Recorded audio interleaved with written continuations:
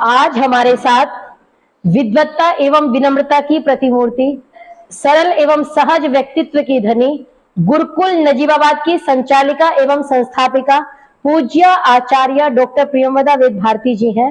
पूज्य आचार्य जी न केवल वेद व्याकरण दर्शन शास्त्र अपितु ओजस्विनी वक्त्री, ईश्वर में दृढ़ आस्था रखने वाली, तप त्याग और कर्मठता की विलक्षण मूर्ति हैं और मुझ जैसी अनेकों कन्याओं का निर्माण करने वाली शिल्पकार हैं।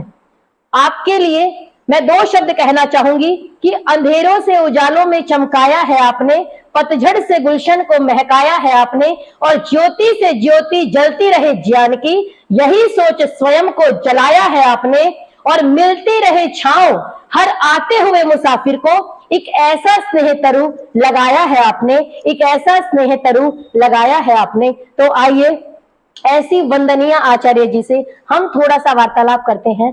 तो आचार्य जी, आज दुनिया में इतनी चकाचौंध है, लोग पश्चिम की तरफ भाग रहे हैं, अपने उद्देश्य को समझ नहीं पा रहे कि जीवन का उद्देश्य क्या है। लेकिन आप स्वयं पीएचडी हैं, स्वर्ण पदक आपको प्राप्त है, इतनी ज्यादा आपकी योग्यता है, आप कहीं प्रोफेसर बन सकती थी और अपने जीवन को बहुत ऐश आराम से काट सकती थी, लेकिन उसके बाद भी आपने ये मार्ग ना चुन करके गुरुकुल निर्माण का ऐसा दुर्गम कार्य, ऐसा दुर्गम उद्देश्य, दुर्गम मार्ग क्यों चुना? सर्वप्रथम सभी को नमस्ते।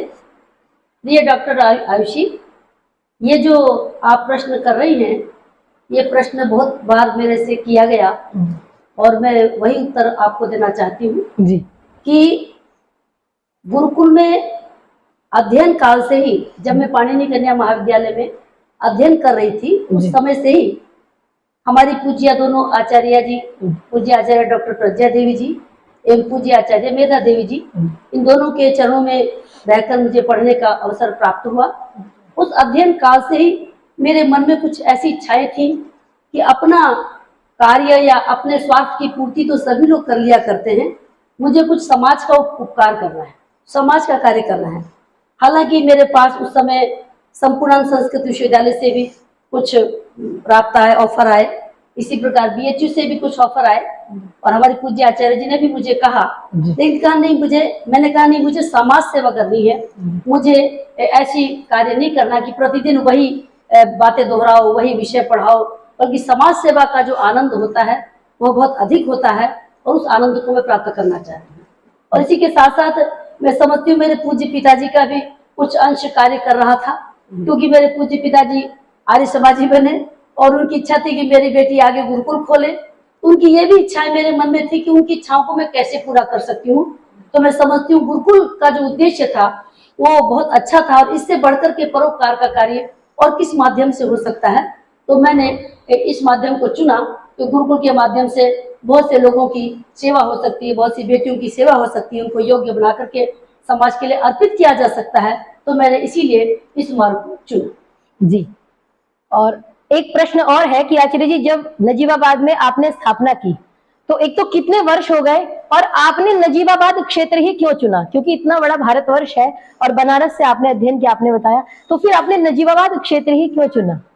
नजीबाबाद क्षेत्र चुनने का कारण केवल एक था कि हमारे पूज्य पिताजी रेलवे में सर्विस करते थे जी, और वो यहीं से रिटायर हुए।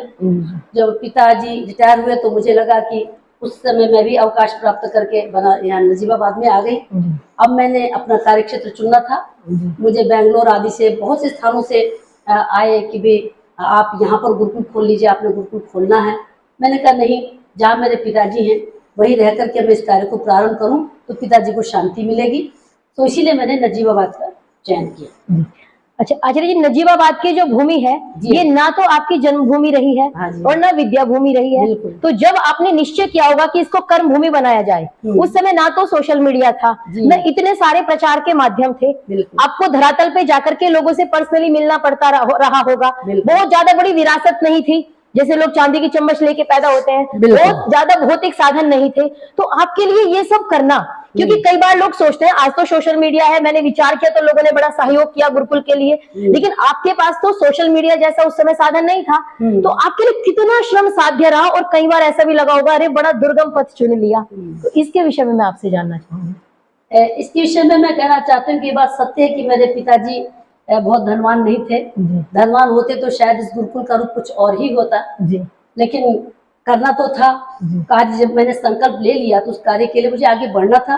तो मैं समझती हूँ जब व्यक्ति कुछ संकल्प ले लेता है तो उसके लिए परमपिता परमेश्वर की कृपा जो विशेष सहायक होती है, और उसकी कृपा से, और कुछ यहाँ के जो आर्य समाज के कुछ कार्यकर्ता लोग थे, पूज्य स्वामी देव मुनि जी आदि, वेद मुनि परिव्राजक आदि, उन सबके सहयोग से मैंने इस कार्य को करने का पूरा दृढ़ संकल्प लिया, और परमपिता परमात्मा की असीम अनुकंपा से और अनेक लोगों के सहायता से, नाम में लूंगी किन्हीं का तो फिर हो सकता है कुछ नाम छूट जाए, जी। इसलिए मैं किसी का नाम न लेते हुए जी। ये कहना चाहती हूँ कि सबकी सहायता से ये जो कार्य है ये आगे बढ़ता रहा।